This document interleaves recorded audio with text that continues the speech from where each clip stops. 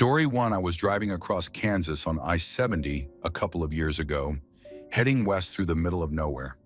It was one of those nights where the whole sky was covered in dark clouds and the wind was picking up. I'd been driving for hours, and as usual, the only company was the steady hum of the tires on the pavement and the occasional flicker of lightning in the distance. Then the storm really hit. The rain came down so fast and hard that I could barely see a few feet in front of me. The windshield wipers were working overtime, but even they couldn't keep up. The road started to flood, so I pulled into one of those little service plazas, hoping to wait out the worst of it.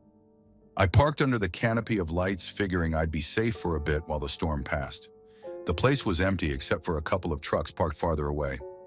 I sat there in the truck, trying to stay calm, watching the rain beat against the windows. The thunder was loud, shaking the whole truck with each strike. The lightning was getting closer too. It was like the sky was flashing in rapid succession, lighting up the whole world for a split second before plunging everything into darkness again. Then out of nowhere, there was a blackout. Everything went dark, the plaza lights flickering out as the sky lit up with another round of lightning. But this was different. It wasn't like normal lightning. It was brighter, way brighter. And it wasn't just a flash in the distance. It was like the whole sky was lighting up from behind the clouds. It was so bright, I thought my truck's headlights had somehow malfunctioned and were shining through the rain. I leaned forward, squinting out the window, trying to figure out what the hell I was seeing. The bright light started moving, slowly. It wasn't a bolt of lightning, that's for sure. It was too controlled, too steady. It drifted behind the clouds at a pace that didn't make any sense. It wasn't fast enough to be an aircraft, but it was way too fast for anything natural, especially given the storm.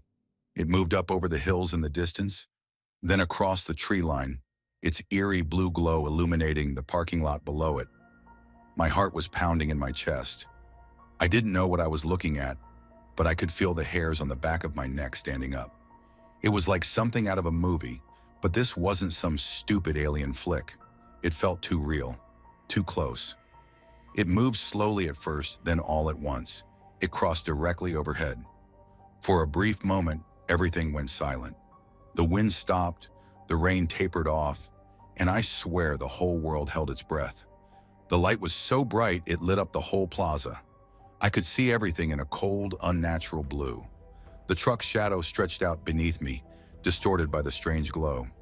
I could see the trees moving in the distance, the outline of the service station. Everything was suddenly visible in this sickly blue hue. I don't know how long it lasted, a few seconds maybe. Time felt like it was stretching out, but I couldn't look away. It wasn't just the light, it was the feeling that something wasn't right. It felt like the world had tilted on its axis. I had this sudden urge to get out of the truck, to run, but my body was frozen. All I could do was stare as the light moved past. And then, just like that, it was gone. It disappeared beyond the tree line, behind the service plaza, and everything snapped back to normal. The rain started up again, the wind howling, and the lights flickered back on as if someone had flipped a switch. The parking lot was flooded in rainwater again, but the eerie blue glow was gone. Everything was back to what it had been before, except for one thing. I felt like I had just seen something that I shouldn't have, something that wasn't supposed to exist. My heart was racing. I grabbed my keys, slamming the truck into gear without thinking. I couldn't sit there anymore. I couldn't be around that place. I floored the pedal, heading back onto the highway, not daring to look back in my mirrors. I kept expecting to see something, anything following me. Maybe a UFO, maybe just my mind playing tricks on me, but I didn't care. I just wanted to get out of there, fast. As I passed the spot where the light had vanished, I glanced over my shoulder. For just a moment, the road behind me was still, the lights of the plaza now far in the distance.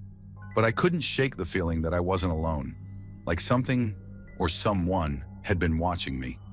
The rest of the drive was a blur. I didn't stop until I hit the next town, pulling into a gas station, feeling the weight of the night pressing down on me. I was shaken, still trying to make sense of what I saw. I told myself I'd just imagined it, that it was the storm playing tricks on me. But deep down, I knew I hadn't. Story 2. I'll never forget the night I drove into Louisiana. I'd been on the road for days heading west, crossing through endless stretches of flat land and lonely highways.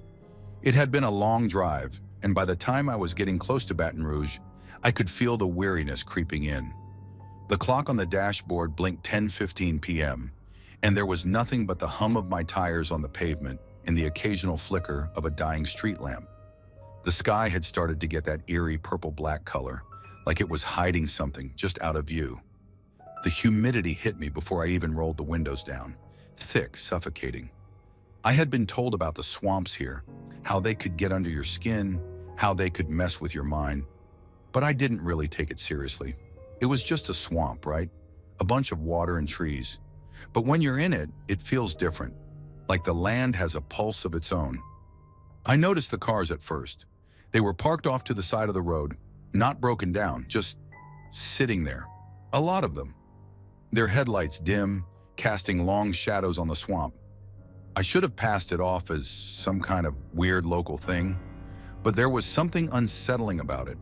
There were too many cars in such a small stretch, and they were all just still. No people, no lights flashing, nothing to explain it. A shiver ran through me, but I figured it was just the exhaustion. Still, I couldn't shake the feeling that I was being watched. As I kept driving, the road narrowed and the trees grew thicker, almost like they were closing in. The swamp stretched on both sides, dark and silent, like the earth itself had swallowed any noise. I felt something pulling at me, something deep inside, a strange, almost magnetic pull. I didn't know why, but I suddenly wanted to stop. I could have kept going, but for some reason I didn't. It was like I had no control over it. I tried to shake it off and pressed my foot down harder on the gas, going about 60. Then I saw the bridge. Just a short one, not too long, but long enough to make you feel trapped if something was wrong. The headlights of my car caught the first sign of it, the golden retriever. The puppy was just sitting there, right on the edge of the bridge, looking at me as I came closer. I didn't know what to think. It was bizarre. There was no other car around, no sign of anyone walking, no houses anywhere nearby. Just me and that puppy, sitting alone in the dark. It was in a dog bed, like someone had just placed it there, calm as can be. It looked clean, too clean, and it wasn't moving. Not even an ear flicker. It didn't bark, didn't look scared, just stared at me, like it was waiting for something, something I couldn't understand. I slowed down and my mind raced. Why the hell was it there? There was no way a dog could have gotten to that bridge on its own. There was no way. I almost pulled over. Almost. Something about it felt wrong. Like if I stopped, something would happen. But I couldn't look away. The puppy was staring at me like it knew something I didn't. A deep, sinking feeling twisted in my stomach. The whole world around me seemed to hold its breath. I swear to God, the air felt thicker when I passed it. Like something just crossed my path, and now I was, I don't know, involved in something I shouldn't have been. My foot was already back on the gas, but the fear started crawling up my spine. I was halfway over the bridge when the puppy did something that made my blood freeze. It moved, just a slight shift, but enough to make me slam on the brakes. My heart was in my throat as I looked in the rearview mirror. The dog had turned its head. I could see its eyes, empty. There was no life in them, just a hollow black void, like it wasn't even real, like it was, waiting. I don't know how long I sat there. My hands gripped the wheel, knuckles white. I felt like I had to leave, like staying any longer would mean something bad would happen, but I couldn't make myself move. Everything in me screamed to just get the hell out of there. But the pull, that strange force, it had me stuck. The world outside felt too still, too silent. The sound of my breath was all I could hear. Then the puppy started to move again, slowly. It wasn't walking, not like a normal dog. It just floated forward, inch by inch. It wasn't on the ground anymore, not even in the dog bed. It was just hovering. My pulse pounded in my ears as I tried to blink it away, to make sense of what I was seeing, but it wouldn't stop. The dog didn't stop. It just kept floating forward toward me, like it was coming for me. My mind was screaming, but my body was frozen. I couldn't move. It got closer and closer. The second I snapped out of it, I floored the gas pedal, and the car shot forward, tearing across the bridge like I was running from a nightmare I couldn't escape. I didn't look back, didn't slow down until I was miles down the road. I don't know what happened on that bridge. I don't know what I saw, but I know one thing for sure. I will never stop in Louisiana again. That place, that swamp, it calls to you, and once you hear it, you can never forget. Story 3. I was driving alone down California's Highway 168 near Mono Hot Springs. It was late, probably past midnight, and the road was empty, just the occasional flicker of my headlights illuminating the dark, empty landscape. It had been a long day, and I was tired. The only thing keeping me awake was the rhythmic hum of the tires on the asphalt and the occasional sharp curve that kept me alert. I remember I hadn't seen a car in over an hour. Not a single vehicle had passed me since I left the last gas station. The road was winding, and the hills on either side seemed to loom even darker in the night.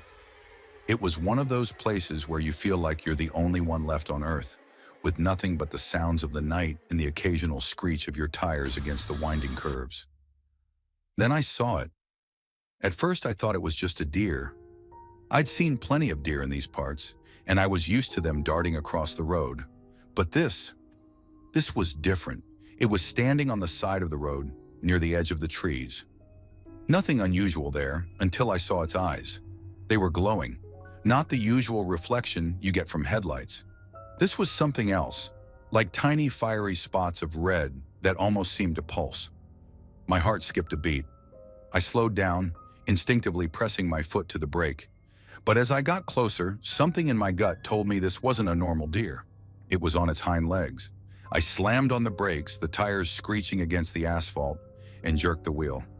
My car skidded to a stop, and I barely had time to process what I was seeing. The deer, if that's what it was standing completely upright, its body unnatural, like something out of a nightmare. It wasn't just walking on two legs. It was standing there, staring at me, frozen. I could barely breathe. I leaned forward, my eyes fixed on those glowing red orbs. It didn't move. It just stared. My hands were shaking so bad I almost couldn't grip the steering wheel. I wanted to roll up the window, but I couldn't move.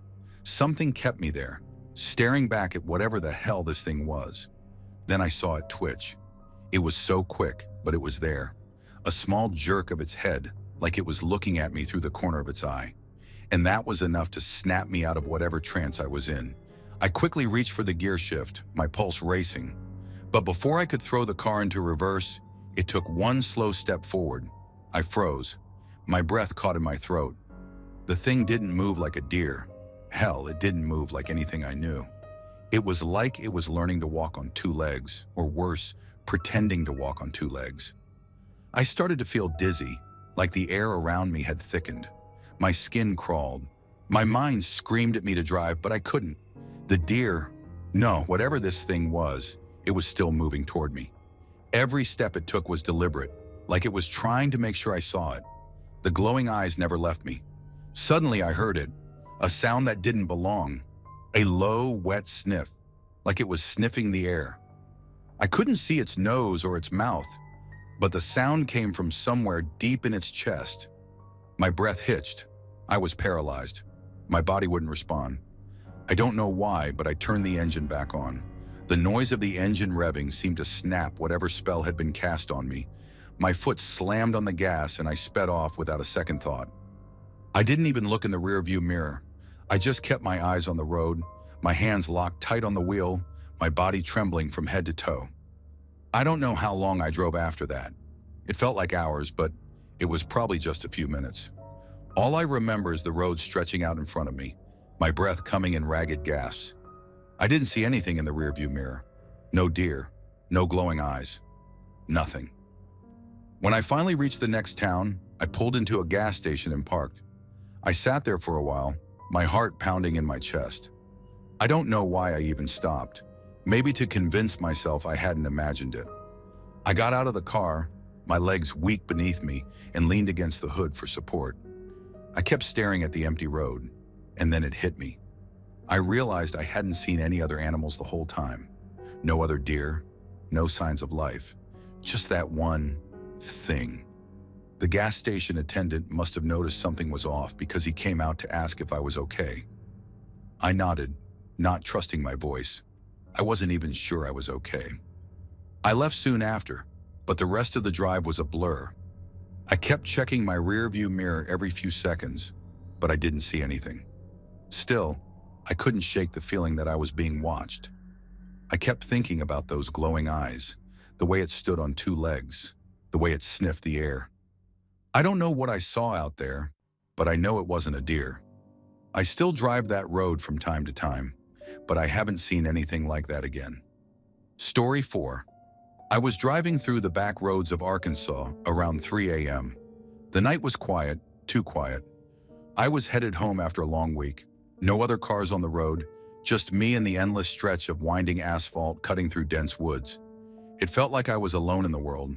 The clock on my dashboard blinked 3:02 as I hit the first sign of fog, a heavy, thick fog that rolled in out of nowhere. 1 minute, the air was clear, and the next, I couldn't see 5 feet in front of me. I should have pulled over. I knew that. I've driven enough at night to know when it's time to stop, but sometimes pulling over can be just as dangerous. So I slowed down to 20 miles per hour and flicked on my hazards.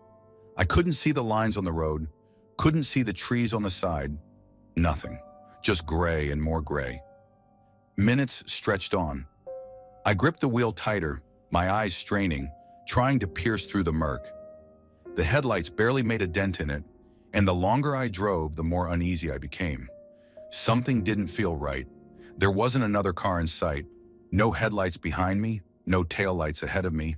It felt like I was the only person left in the world, and for some reason, that was unsettling. The loneliness made it worse. I could hear the low hum of the engine, the air conditioner running to keep me cool, but even the sound felt muffled, like the fog was swallowing it. My pulse quickened, and I had to fight the urge to panic. 15 minutes had passed when I saw them. Shadows. I froze. They weren't just any shadows, though. These were humanoid. Human-shaped figures darting through the fog, always just on the edges of the headlights. First one, then two, then more.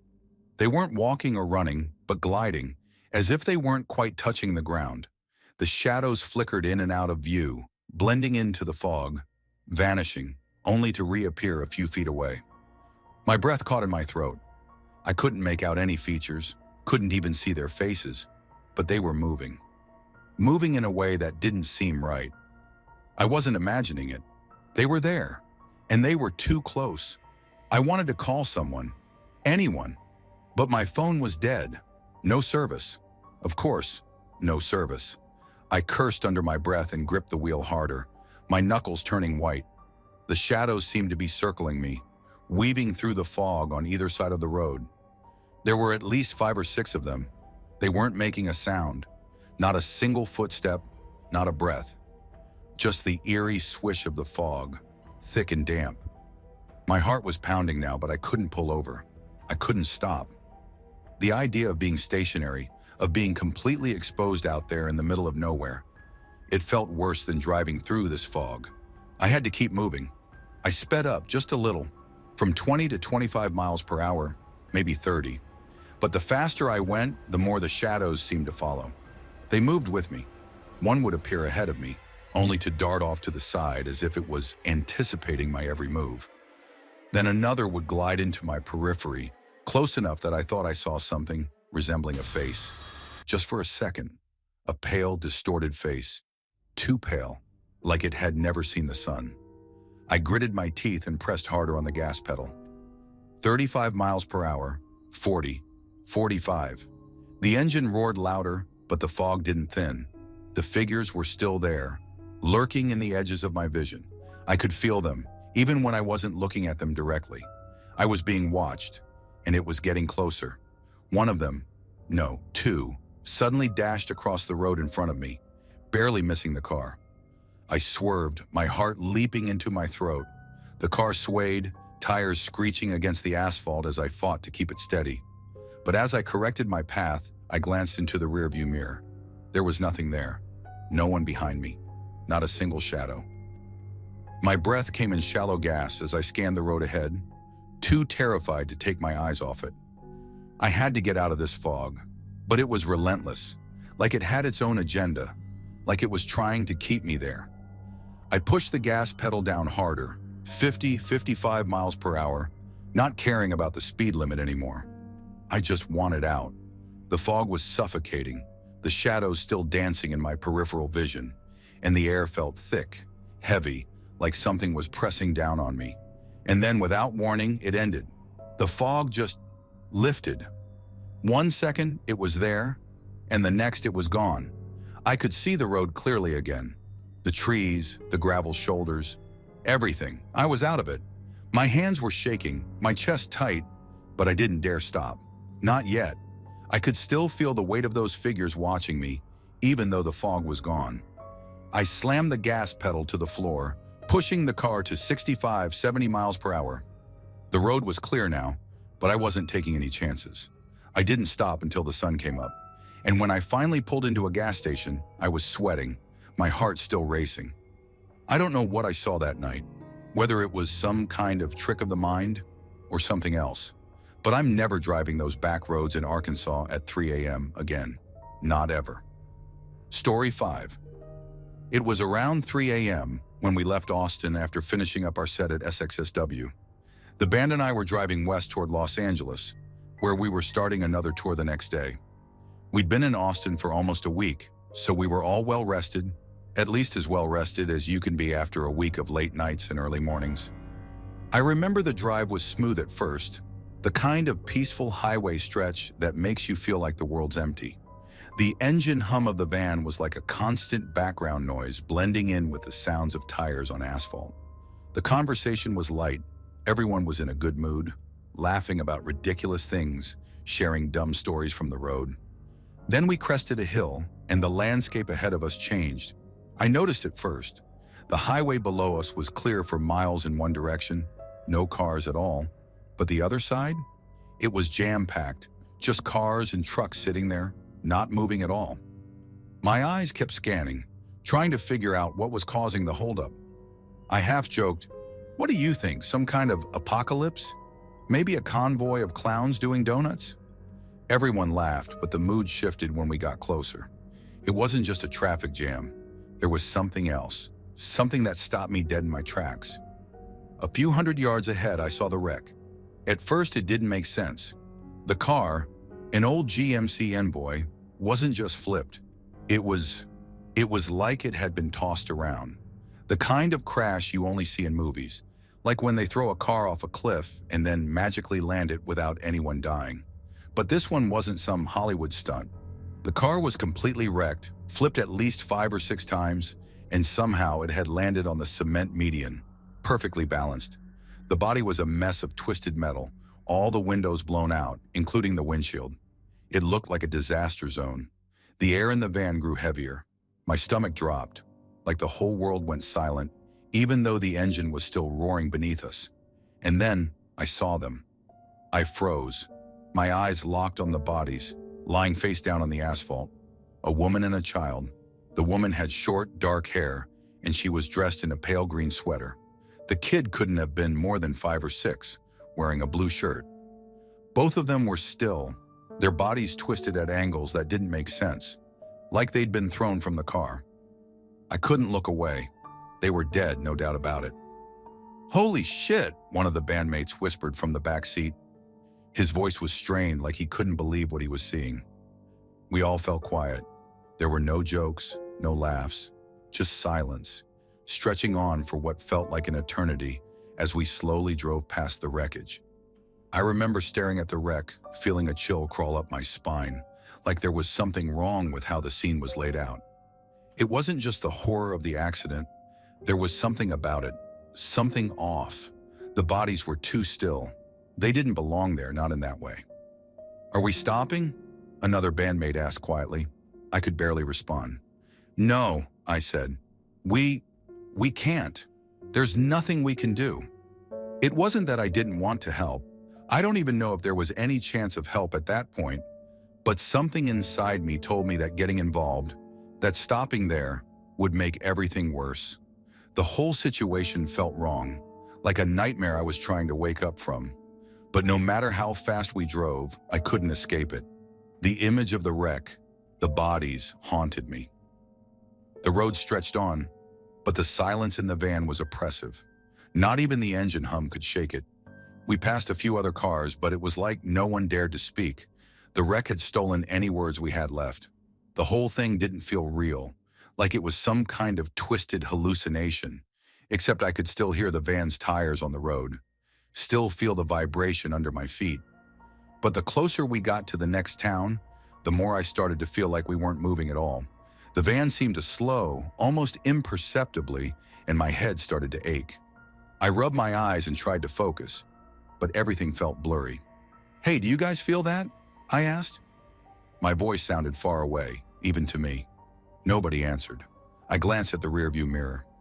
The highway behind us was empty, but in the distance, just out of sight, I thought I saw something. A dark figure, barely visible, just standing there on the shoulder of the road. My heart skipped a beat. The figure was too far for me to make out, but I couldn't shake the feeling that it was watching us, waiting for us to come closer. "Did you see that?" I asked, my voice shaking now. But no one answered. I turned to look at the others, and their faces were pale, frozen in their own quiet panic. We didn't stop. We didn't talk. We just kept driving. I can't tell you how long it took to reach the nearest rest stop, but when we finally pulled over, no one wanted to get out of the van. We all sat there for what felt like hours, too scared to move, too scared to speak. I wanted to shake it off. Maybe it was just the shock of seeing the wreck, but something about that night didn't sit right with me. It felt like it had followed us, like that wreck wasn't just an accident, but something that was meant to happen. And I can't shake the feeling that whatever I saw that night, whatever happened on that highway, wasn't just a crash. Story 6. It was around 2 a.m. when I realized I was going to run out of fuel. Montana stretches on forever, and that night the sky was an endless black void. No moon, no stars, nothing. The kind of dark you don't forget. The truck's fuel gauge was flirting with empty, and I knew I was pushing my luck. My dispatcher had miscalculated my route mileage again, so I had to make an emergency stop at a gas station that was way off the highway. It was a long stretch from where I was, and I was starting to feel like I'd made a bad call. I turned off the main highway and onto a narrow, poorly lit road, the kind that disappears into nothing. The only sound was the hum of my engine and the tires grinding against the cracked pavement. My headlights cut through the dark, but I hadn't seen a single vehicle in over an hour. It was just me, the truck, and endless miles of Montana emptiness. I kept my eyes on the road, shifting nervously in my seat, checking my fuel gauge like it was going to change if I stared long enough. The silence was almost oppressive. That's when I saw it. At first, I thought it was some kind of debris in the road, maybe a pile of branches or trash. But as I got closer, it started to look more like a shape, something solid. I slowed down, straining to make it out through the headlights. As I got closer, my stomach dropped. It was a figure, and not the kind of figure that belonged in the middle of nowhere at 2 a.m. My heart kicked up a notch as I tried to make sense of it. The moment I passed it, I slammed on the brakes, tires screeching on the road. I stared in my rear view, heart racing. There it was, too still, too wrong. I backed up, my breath coming fast and shallow. I didn't know what I was expecting, but it sure wasn't what I saw next. A headless, mangled body lay in the middle of the road, lit up by my truck's brake lights. No clothes, no fur, just a mess. Skin gone, like it had been peeled off. The ribs were exposed, curved in all the wrong directions, almost like the thing had been chewed up and spit out. I couldn't understand it. It was just so wrong. The air felt colder all of a sudden, like the temperature had dropped 10 degrees in a blink. I froze. I didn't know if I was looking at a human or something else. A part of me thought about calling the cops, but I pulled out my phone and saw I had no service. The nearest town was over 50 miles away, and I knew I wouldn't make it there without fuel. I glanced around, trying to make sense of things. That's when I saw them. At the edge of the road, just past the barbed wire fence, A group of coyotes had appeared out of nowhere. They were standing still, watching me. Their eyes reflected the light from my truck. I don't know how long they had been there, but the moment I noticed them, they started moving toward me. One, then two, then three more followed. They trotted slowly, deliberately, like they knew I was there, like they knew exactly what was happening. I didn't want to stick around, not with whatever that thing was lying in the road and those coyotes closing in. I turned and jumped back into the truck, slamming the door behind me. My hands were shaking as I reached for the ignition, and I didn't look back until I had my foot on the gas and I was barreling down the road. I don't know what happened to that body. I don't know if it was real, if I was hallucinating, or if it was some twisted joke, but I can't get that image out of my head. The mess of bones, the steam rising from it in the cold night air. I've driven some strange routes since then, but nothing that's made me feel the way that night did. That emptiness, that feeling like something wasn't quite right, like I was out of place, or maybe something was out of place with me. Story 7. It was early morning, maybe around 5 a.m., one of those misty summer days where everything feels slightly off. I had just left London, heading out on the A3. The road was quiet as you'd expect at that hour. I remember the mist hanging low, barely lifting, just enough to make the headlights blur and the air thick with that damp feeling. I'd been driving for a few years then, long enough to know the roads well. But that morning, something didn't sit right. There was a figure up ahead. At first, I thought it was just someone waiting for a lift, a young woman about 20, standing by the side of the road. She was wearing a long blue dress that looked out of place, even for the early hours. It wasn't the kind of attire anyone would wear to catch a ride, especially on the A3, which back then wasn't divided like it is now. The edges of the road were open, just ditches and hedges with no real barriers. It felt like the kind of place you wouldn't want to stop. As I got closer, I saw her standing there, looking towards me. I didn't think much of it, just another person out there at a strange time. But then, just as I was about to pass her, she moved. She didn't step aside. No, she lunged right into the path of my lorry. I slammed the brakes. My heart skipped, and I swear I could hear the tires screeching on the wet asphalt. There was no way I could have avoided her. I thought for sure I'd hit her, felt the impact in my gut before I even heard it. But there was no thud, no crash, no blood, nothing. I pulled over in a panic, practically throwing myself out of the cab. My hands were shaking. The other cars behind me stopped too. A couple of drivers came over. I'm sure they saw her too, but I couldn't focus. My mind was racing, trying to piece together what happened. One of the drivers, a guy in a van, stepped up. "You okay, mate?" he asked. "You sure you didn't hit her?" "I don't know." I was breathless. I kept looking at the road. I swear she'd been right there, just a second ago. He glanced down at the ground and then back at me, his face pale. "Mate, there's nothing here." He turned to the others. "Anyone see where she went?" A few more people joined in, looking around, checking the ditches, and getting down on their hands and knees. Nothing. No sign of her. No tire marks. No blood. No body. Just the road. I couldn't make sense of it. I felt like I was going mad. I knew what I saw. I knew I had hit her. There was no question in my mind. Yet she was gone. One of the drivers, an older guy, said what I was too afraid to admit out loud. "I think we should get out of here." The way his voice shook made the hairs on my neck stand up. I couldn't argue with him. We all just got back in our vehicles and I drove off without another word. I couldn't stop thinking about it for days. I kept replaying it in my mind, how I slammed the brakes, how she jumped in front of me. There was no way she could have disappeared that fast, not without a trace. Yet there was nothing. I don't care what anyone says. I know what I saw. I drove the A3 for years after that, but I always took a detour. I couldn't bring myself to drive that stretch again, not after what happened. Story 8. I was rolling into Albuquerque from the west, somewhere around 2 a.m. when it happened. I remember the feeling of being alone on the road, the desert stretching out for miles, dark as pitch. It was just me and the truck, the hum of the engine, the occasional flicker of my headlights catching the outline of some cactus or distant hill. There's this long stretch, a winding descent into the valley where the city sits. All those blinking lights far below. I had driven this stretch before, countless times, but tonight felt different. The air was thick, almost like it was holding its breath. I had my radio off, too tired to bother with it, just the sound of my tires on the asphalt. The only other thing I could hear was the wind, but even that felt muffled. I couldn't explain why, but I had this weird sense of something, like I was being watched. That feeling that sticks with you for a second, like you're just about to turn around and find someone standing there. But I didn't turn around. I just kept my eyes on the road.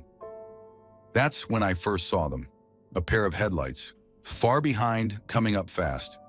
At first I thought it was another truck, but then it didn't look right. It wasn't a big rig. The lights were too small, too sharp. Before I could make sense of it, I saw another set, and another. And then, out of nowhere, it was like the whole desert had come alive. Motorcycles. Dozens of them. No, maybe more. They started flying past me, weaving around my rig, cutting across the lanes. A blur of neon ground effects lighting up the night. I could hear them revving, loud, like 100 engines all roaring in unison. Some of the riders were standing on their bikes. Others were swerving back and forth, like they were showing off. I couldn't tell how many there were at first. It felt like an army, a mob, too many to count. I'd never seen anything like it. One of them, a guy with long hair, popped a wheelie right next to me, then swerved around the front of my truck, disappearing into the dark ahead. Then a girl, her chest bare, flashed me as she whipped by, grinning like she didn't have a care in the world. She didn't slow down, didn't look back. It felt like a movie scene, but it didn't look right. None of it did. There was something off about it all, something unsettling. It went on for what felt like forever. Every time I thought they were gone, another wave would rush past. The speed they were going, it wasn't just fast, it was reckless. I could feel the wind from their bikes hitting me, like they were trying to push me off the road. My heart was racing. I thought maybe it was some kind of club or a stunt show, but it was too late, too random, too chaotic. And then, something changed. I don't know how to explain it. The air felt thicker, like the temperature had dropped. The night itself seemed to pulse. That's when I heard something strange. It wasn't the sound of the motorcycles, but something deeper, a kind of humming, a vibration, like the earth itself was vibrating beneath me. It started low, like a growl in the distance. And then, just like that, it was gone. And with it, so were they, all of them. I looked around expecting to see them slowing down, gathering together, but there was nothing. No headlights in the rear view, no noise, just the black desert stretched out ahead of me. It was as if the entire thing had been some sort of mirage. The sound of my engine, the tires on the pavement, was the only thing I could hear. I shook my head, tried to shake off the feeling. Maybe I was just too tired. Maybe I was imagining things. But it felt real. Too real. I wasn't imagining that hum, that vibration. I kept going, my hands tight on the wheel, eyes darting between the rear view and the road ahead. But the feeling didn't go away. It lingered in my gut, like I was being hunted or something. That weight, that pressure. I kept expecting to see headlights in my mirrors again, but nothing. I don't know how much time passed. I kept looking behind me, but all I saw was dark desert. And yet, I couldn't shake the sense that I wasn't alone, that something was back there, watching me. I didn't dare pull over, didn't want to stop for fear I wouldn't be able to start again. The lights of Albuquerque finally started to come into view, that sprawling city below, but it felt like a dream, like I was driving into a place that wasn't real. I could still feel the hum in my chest, like it was radiating from the ground, and I could still hear those bikes. Faint, almost like an echo, but there was no one there. Just the city, the lights, and the silence. I got into the city without incident, but I couldn't shake the feeling that something had followed me. I don't know how to explain it, but I never drove through that stretch again. Not at night. Not alone. Story 9. I've been a trucker for years, but there's one thing that happened on the road that still gets to me. I've tried to shake it, tried to forget, but there's something about it that doesn't sit right. It was a regular drive from California to Utah. Long stretch of empty highway. Just me and the road. Nothing out of the ordinary, at least not until the yellow raincoat guy. It was around 2 in the afternoon. The sun was high, and the air was dry as I cruised through the desert. Nothing but miles of emptiness ahead, not a car in sight for what felt like ages. That's when I saw him. Out of nowhere, this man appeared on the side of the road. Bright yellow rain jacket, soaked in the sunlight. He wasn't holding a sign, wasn't waving me down. He was just standing there, looking straight at me. Now, I've seen a lot of weird things on the road. Trucker life isn't always as calm as you'd think. But this was different. Something in the way he was looking at me, like he was staring straight into my soul. His face, pale, eyes wide like he was about to collapse. He didn't move, didn't even blink. Just locked eyes with me for a good few seconds as I drove past. I've picked up a lot of signals over the years, gut feelings, instincts, and everything in me screamed, "Don't stop." It wasn't a voice or anything, just this overwhelming sense of wrongness. It was like the air around him wasn't right, like something wasn't supposed to be there. I felt cold, even though it was hot as hell outside. But I kept going. I didn't even slow down, just kept my foot on the gas, staring at him in my side mirror until he was out of sight. The rest of the drive was uneventful, the usual desert scenery. I stopped for gas once, grabbed a coffee, nothing that would make me think back on that moment. By the time I pulled into a diner for some dinner, it was dark. The place was empty, just a few trucks parked outside. I didn't even want to stop, but I was hungry and knew it was the only place for miles. I walked in, ordered the usual, and sat down at the counter. I was halfway through my meal when I noticed something that stopped me cold. 2 tables over, sitting alone, was the man in the yellow raincoat. It wasn't just the coat, it was him, the same face, the same eerie, empty look. He was sitting there, hunched over his food, staring down into his plate. He didn't look up once, but there was no way he could have caught up to me. I'd been going well over the speed limit the whole way, and I hadn't seen another car on the road for hours. The place wasn't even close to where I saw him, just some random spot between towns. My heart was pounding in my chest as I tried to convince myself it wasn't him. Maybe some other guy just happened to have the same coat, the same look. But I couldn't shake the feeling, like I was staring at the same guy. His posture was off, like he wasn't even really there, just a ghost sitting at a table. I didn't want to approach him, didn't want to make eye contact. Something about it felt like I was crossing some line I shouldn't, but I couldn't look away. And then out of nowhere, he turned his head, slow, deliberate, and looked straight at me. I swear to God, I froze. His eyes, those same wide, panicked eyes, locked onto mine, and it felt like the air in the room got heavier. I don't know how to explain it, but in that moment, I wasn't sure if I was seeing him or if he was seeing me. It was like he knew I was the one who had passed him on the road earlier. I didn't wait for him to do anything else. I didn't even finish my meal. I threw a few bills down on the counter, grabbed my coat, and bolted. I didn't care if I looked crazy. I just had to get out of there. I don't know how he got there, and I don't care to find out. I've been driving for years and seen plenty of things that make you question your sanity. But that yellow raincoat guy, I don't think I'll ever forget him, and I don't think I'll ever be able to explain it. Story 10. I was driving late on Krome, the road cutting through the Everglades. You know the stretch, empty, desolate, no lights except for what you bring. I wasn't expecting anything out of the ordinary, just the usual monotony of the night. It's one of those drives that makes you feel like you're the only person left on Earth. The night air sticks to you, and the silence is thick, almost suffocating. I had my high beams on, light bar cutting through the blackness, just the faint hum of the tires and the occasional rustle in the brush. But then I saw something that froze me in place. I was coming around a bend, and out of nowhere, this thing steps out of the brush, huge, solid black, moving like it owned the road. It wasn't the shape of a deer or anything you'd expect to see around here. It was too sleek, too fluid, like it was born from the shadows. It didn't look like a Florida panther either. I know what those look like, even on Krome, but this thing was different. A damn black cat, the size of a puma, and not a puma either. Not something I could explain away. It moved slowly, but there was a sense of control to it, like it was deciding when to cross, when to wait.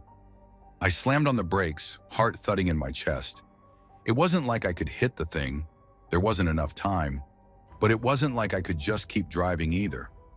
My foot hovered over the pedal, unsure of what to do.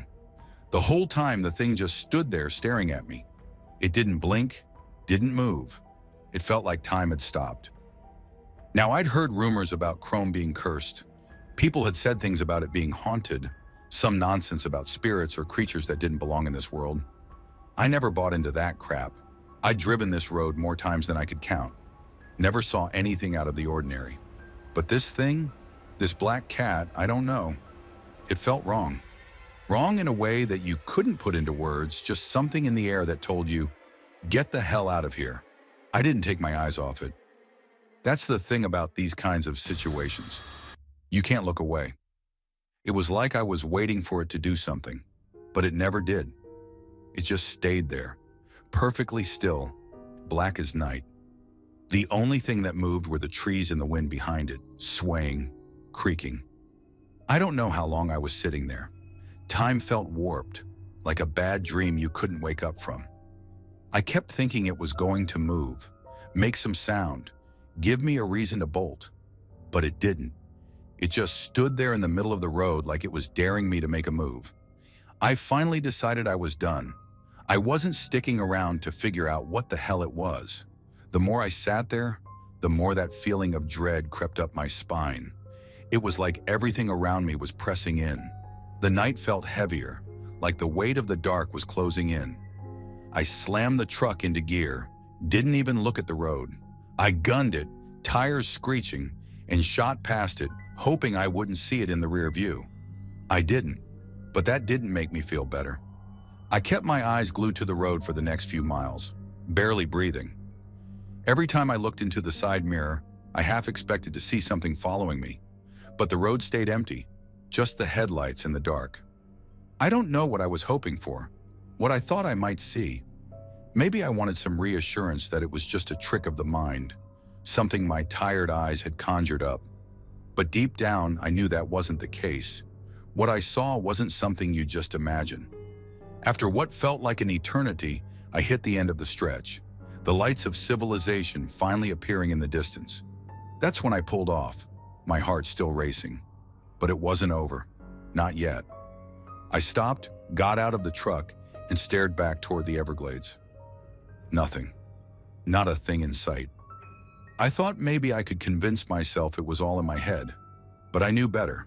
I've been on Krome countless times, always with the hum of my truck and the constant feeling of time passing. But that night, that was different. I couldn't shake the feeling that I'd crossed paths with something that wasn't supposed to be there. Something that shouldn't have been walking that road. I don't drive Krome at night anymore. Some things you don't challenge. Some things you just keep moving past. Thanks for watching. Don't leave before leaving a like to this video. Also hit the subscribe button to support my work. And as always, have a horrific nightmare, my dear.